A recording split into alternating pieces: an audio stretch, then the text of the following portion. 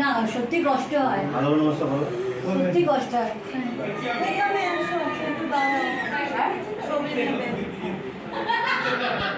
ওই দিকটা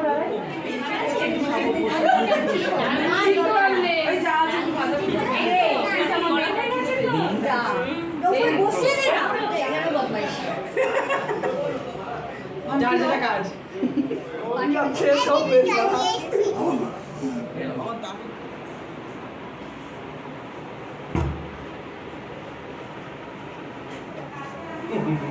কেন এর এসেও আছে?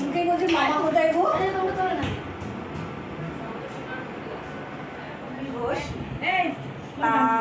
এটা বসন্তকাল চলছে। বসন্তকালটা শুরু হয় দোল দিয়ে, আবিরে নানা রঙে রঙিন হয়ে, আর শেষ হয় এই বাসন্তী পুজো বা অন্নপূর্ণা পুজো।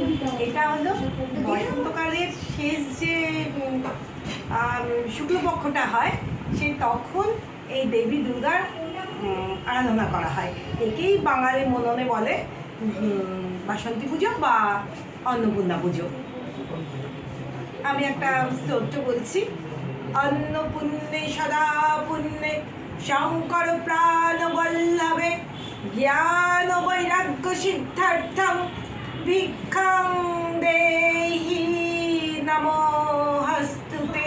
আজকে অন্নপূর্ণা পুজোয় শুভেচ্ছা বার্তা কী দেবে?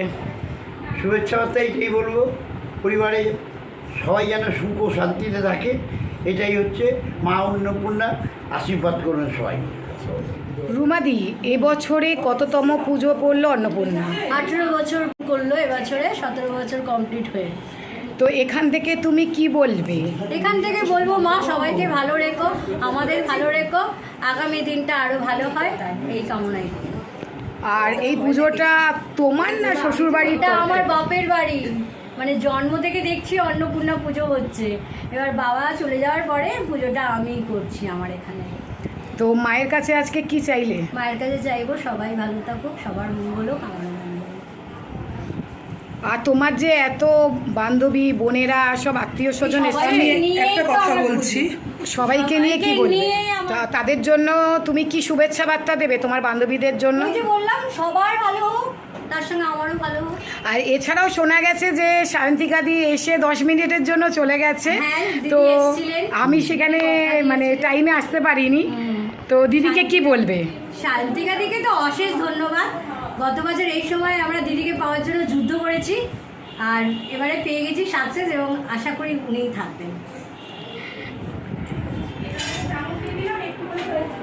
আজকে সকালবেলায় অন্নপূর্ণা পুজো শুরু হলো, সে বিষয়ে তুমি কি বলবে? প্রত্যেক বছর হয়, এটা 50 বছরের ওপরের পুজো। আর মামার বাড়ির দিক থেকে পুজোটা মা চালু করেছে। তো এই পুজোটা নিয়ে আলাদা করে বলার কিছুই নেই। প্রত্যেক বছর মায়ের এই যে আগমন, এটাতে অনেক বেশি খুশি হই। আমাদের মানে পুরো পরিবার একসাথে হয়, পুরো ফ্যামিলি সবাই মিলে এই একটা দিন মানে অন্যরকমভাবে আমরা কাটাই। এটাই, আর অলৌকিক ঘটনা তো রয়েছে, এইটুকুনি।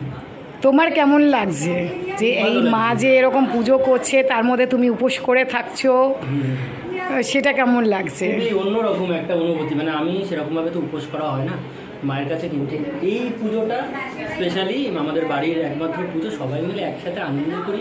ছোটো থেকে পুজোটাতে আনন্দ করতে পারতাম না, পরীক্ষা চল 7-8 অবধি। এখন বড় হয়ে গেছি, এখন পারি আনন্দ করতে। ঠাকুরমশাই, বিগত দিন ধরে দেখছি যে বছরের পর বছর আপনি অন্নপূর্ণা পুজোটা করে আসছেন রুমাদির বাড়িতে, কি বলবেন?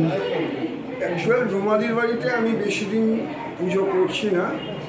আমি বছর 3 রুমাদির ভালোবাসায়, মিলনদার ভালোবাসায় এবং সকলের ভালোবাসায় আমি রুমাদির বাড়িতে অন্নপূর্ণা পুজো করতে আমার ভালো লাগে। কারণ যে এখানে যে মায়ের পুজো হয়, আমি মনে করি সত্যিকারের মায়ের একটা রূপ এখানে আছে। কারণ এত বছর ধরে এখানে অন্নপূর্ণা পুজো হয়ে আসছে। সেই অন্নপূর্ণা পুজো মানে মাকে আরাধনা করা, মা দুর্গার আরাধনা করা। এই সময় বাসন্তী পুজো হয়। এই বাসন্তী পুজোটা অনেকে জানে রাবণের পুজো, আর দুর্গা পুজোটা হচ্ছে রামের পুজো। কিন্তু পুজো মা দুর্গা রূপে দুবার আসে। আর মা এই সময় সবাই অন্নদান করতে এই সময় উপস্থিত হয়। সেই কারণে মা অন্নপূর্ণা নমস্তুতে। সবাইকে মনস্কামনা পূর্ণ হোক। সবাইয়ের ঘরে যেন মা অন্নপূর্ণা যেন বিরাজ করে সর্বসময়। চার্জ